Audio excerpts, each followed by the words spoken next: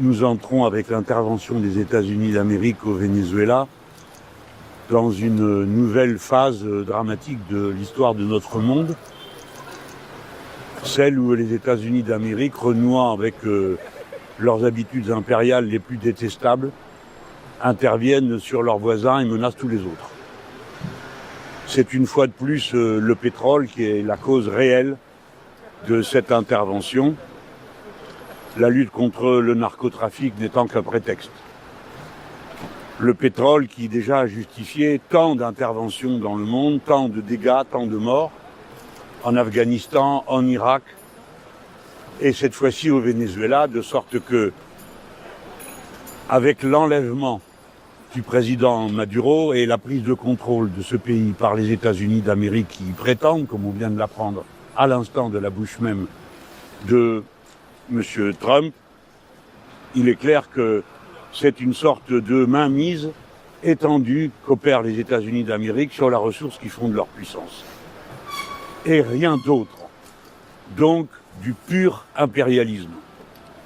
Il est consternant de voir que dans un tel contexte, on retrouve la même indifférence au fait qu'il y aurait dans cette situation 2 poids 2 mesures. Il y aurait des bonnes et des mauvaises invasions. Le Venezuela serait une bonne invasion et celle qui a eu lieu en Ukraine, à juste titre, est une mauvaise, de la même manière que nous considérons, nous, que celle qui a eu lieu à Gaza en est une mauvaise. Non, il n'y a que des mauvaises invasions. Nous ne pouvons définitivement pas accepter, et je le dis avec toute la solennité qu'il faut donner, ce n'est pas une aventure particulière dans un recoin du monde. Le droit international est la seule garantie de paix que nous ayons. Il y a aujourd'hui, à l'heure à laquelle nous parlons, 126 nations qui ont un conflit de frontières avec leurs voisins, c'est-à-dire 75% des nations. 55 sont déjà en état de guerre. Dès lors, il ne faut accepter aucune dérogation. Mais qui est en état de faire respecter de telles règles quand ceux qui sont membres permanents du Conseil de sécurité les violent et interdisent qu'on les applique ici et là? Quelle est la situation? Alors, dans ce contexte, comme il est dommage de voir que la France ne s'exprime pas, que le président de la République française délègue à son piteux ministre des Affaires étrangères des propos confus qui ne désignent ni les responsables ni les coupables, ni disent qu'il faut soutenir. La France a-t-elle une autre possibilité sur la scène internationale que d'être totalement, radicalement indépendante, c'est-à-dire non alignée? Pourquoi cet abaissement devant l'Empire? Pourquoi cette servilité européenne qui, une nouvelle fois, s'est manifestée par la bouche de la commissaire européenne aux Affaires étrangères?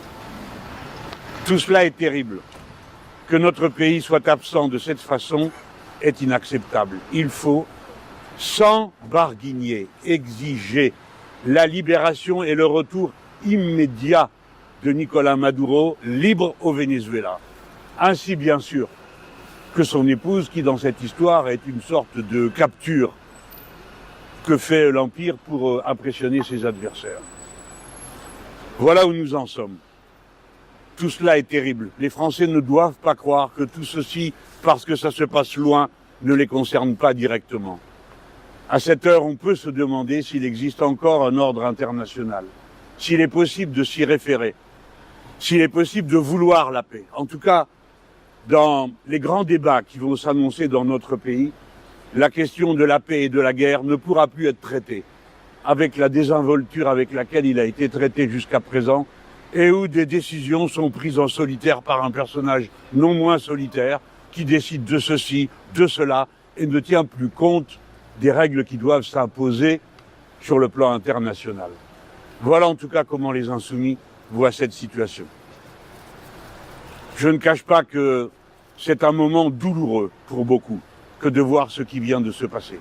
Très douloureux. Les États-Unis, profitant de leur élan, ivres de mots pour M. Trump, dorénavant menacent aussi le Mexique, dans un passé récent, à qui il avait volé la moitié de son territoire déjà. Il menace la Colombie, où il a déjà 9 bases militaires. Quoi de plus? Y a-t-il donc un maître sur cette partie du monde? Oui, c'est ce qu'a dit M. Trump dans ses dernières déclarations sur la nouvelle doctrine de sécurité nationale qu'il a affirmée. Les Amériques sont sa propriété au sud comme au nord. Et l'Europe, annexée au prétendu monde occidental, de même. Nous entrons dans un moment de grand danger dès lors que chacun se sent autorisé à n'en faire qu'à sa tête et d'après les moyens dont il dispose. J'adjure mes compatriotes de bien comprendre qu'ils sont concernés et menacés également par les empires. Il n'y a pas un bon empire et un mauvais. Ce qui est mauvais, c'est la domination des uns sur les autres. Et ce qui est mauvais, c'est ce qui met en cause la souveraineté nationale de chacun des États et des peuples, quoi qu'on pense ici ou là des gouvernements. La politique se construit sur des réalités. Et les réalités, ce sont les nations. Et les nations, ce sont leurs peuples. Agresser, c'est toujours agresser un peuple. Et on va le voir, hélas, dans les heures qui viennent. J'affirme notre pleine et entière solidarité avec le peuple vénézuélien et avec son gouvernement légal. De même qu'avec tous ceux qui sont aujourd'hui menacés par M. Trump. Le gouvernement du Mexique, nos amis. Le gouvernement de la Colombie, nos amis. Le gouvernement du Brésil. Et j'invite chaque pays à bien réfléchir, et en tout cas nos dirigeants, aux menaces que M. Trump a déjà fait sur les uns et sur les autres, inclus sur la France. Merci. Monsieur Mélenchon, oui. Vous dites que vous souhaitez que Nicolás Maduro revienne au Venezuela. Est-ce que vous souhaitez qu'il revienne au pouvoir? Je crois que je n'ai aucune partie à cette affaire. Mais ce qui ne sera jamais normal, monsieur, c'est qu'on ne se soucie pas d'abord de protester contre les enlèvements, parce que ça s'appelle un enlèvement cette fois-ci. J'espère que tout le monde est d'accord sur le sujet. Non, il ne faut pas que, d'une manière ou d'une autre, on embrouille le fait fondamental. Quoi qu'on pense, on ne doit pas embrouiller le fait fondamental.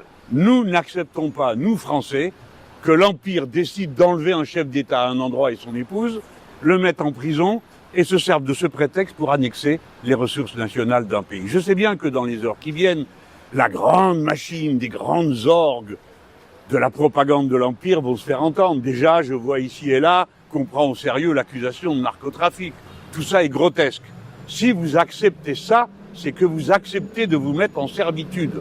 Quelles que soient vos opinions, défendez la liberté au sens où on l'entend dans le droit international. Le reste, c'est affaire des peuples et qu'ils s'en débrouillent.